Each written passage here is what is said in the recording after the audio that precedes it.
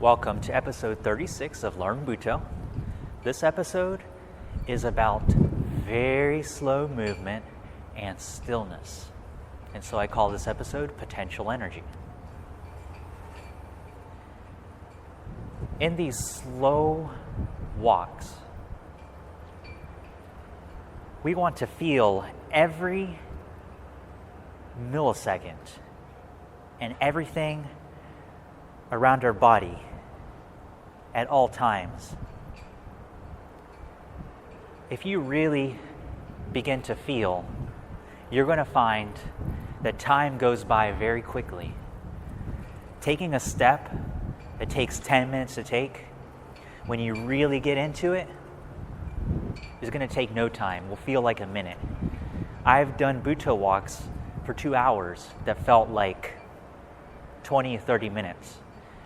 Because once you get into that zone, time starts to bend and it just changes things up a bit.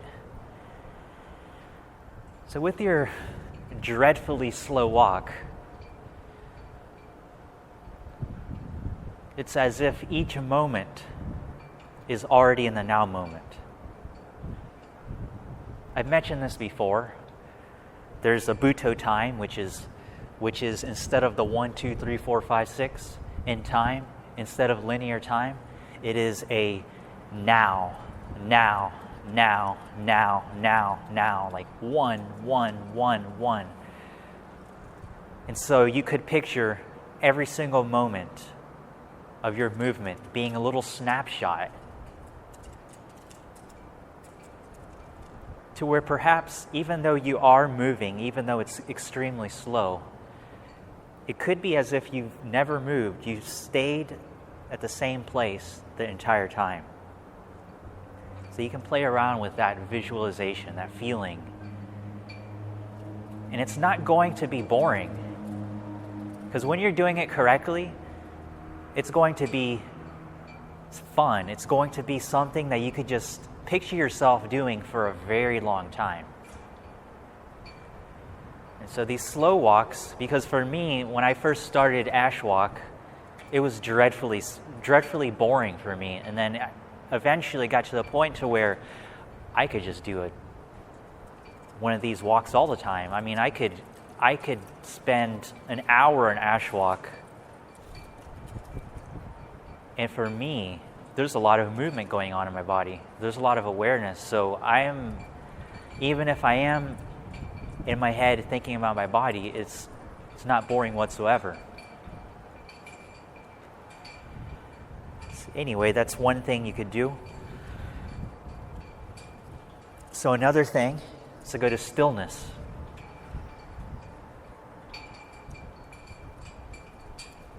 You could picture yourself completely still. And just to be in the correct posture here, tilt your head a little bit forward so you have a string here.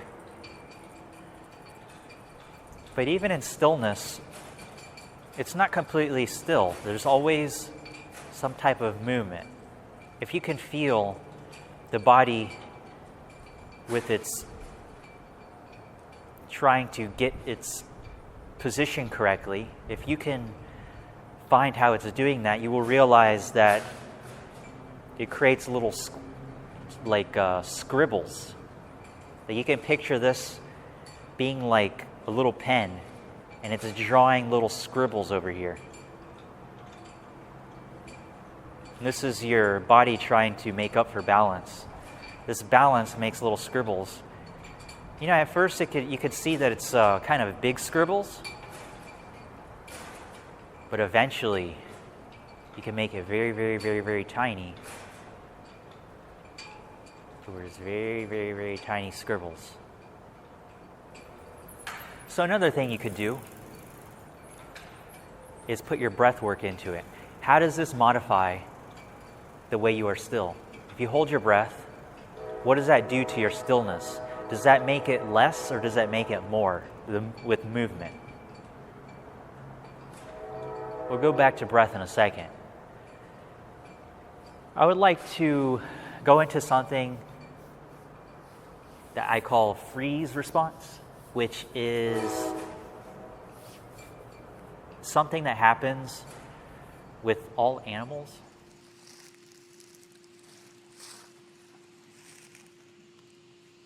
Parasympathetic nervous system is responsible for rest. Sympathetic nervous system is responsible for a fight or flight response. Sometimes these two collide, and it's oftentimes due to trauma. And so you find yourself in a state to where you really can't move, but you want to move. And so it could lead to these convulsions. Some people have these convulsions due to past trauma, and it's their body trying to get rid of this traumatic stress in a way. Animals do it naturally. This is something that came from a guy named Peter Levine. He's a therapist, and he studied animals and showed that these animals have this type of response naturally to get rid of this traumatic stress, but humans really haven't gotten there, or they've forgotten this past.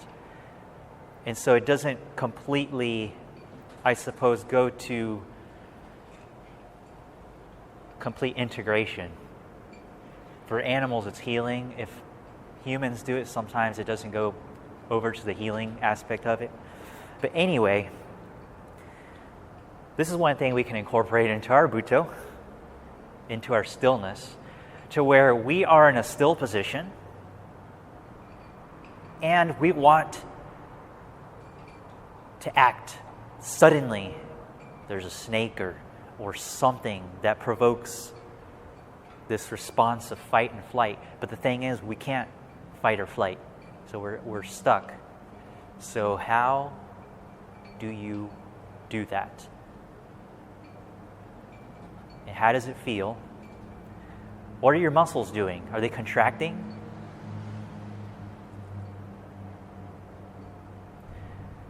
Once you feel that response, try to go to different areas of your body, contract quickly, contract those muscles, and see what can happen in your body. Perhaps you'll form a little tremble. Make it very minimalistic because we're in this stillness still.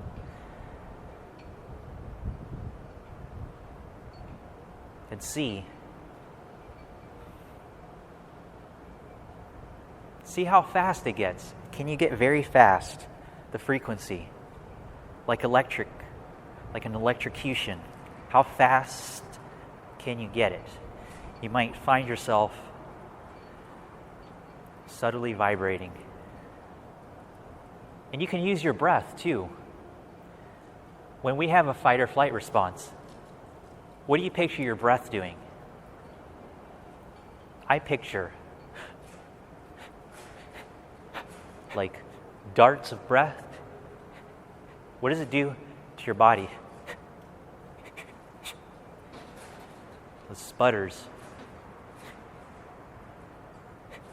This can give a whole dynamic to stillness. So let's go on to something different. At first, this is going to require movement. It can be any type of movement. I recommend sporadic, just releasing of energy movement. Just your whole body shaking, your whole body, just shake your whole body. And then all of a sudden, stop. What does your body feel? You must feel waves around your entire body. Just stay with that stillness. Almost as if you are still shaking. It never even stopped. It never stopped. But here you are.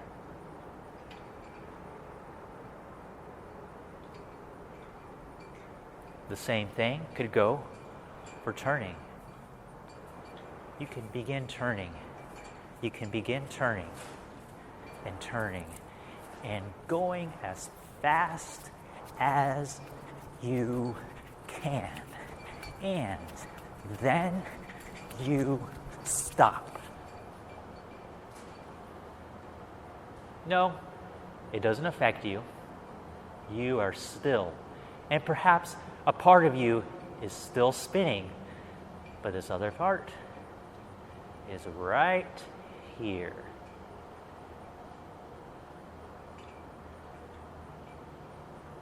Once you get a hang of this, feels more comfortable, you can begin spinning again, and spinning again, and spinning again, and spinning, and then slow movement, controlled. You are in control of your balance. You are not dizzy. You might be still spinning in some other sense. Your body might be doing that, your subtle body. But right now, you're in control. And you are doing your slow movement.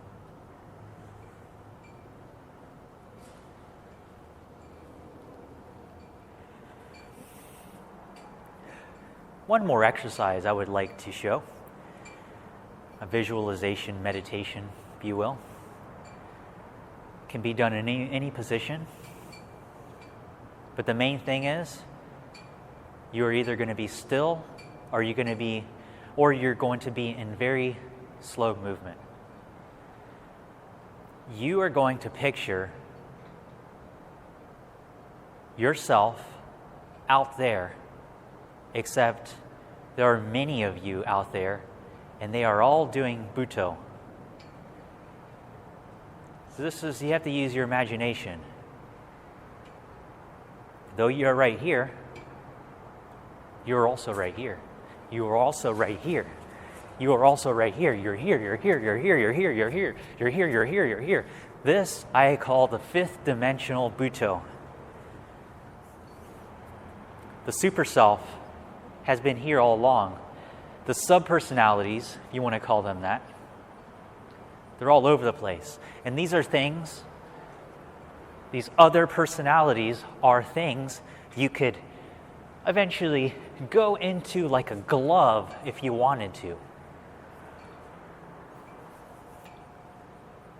But this main self is here the whole time, just visualizing all these potential worlds, these parallel worlds, you might want to call them, that you could slip into if you so desired.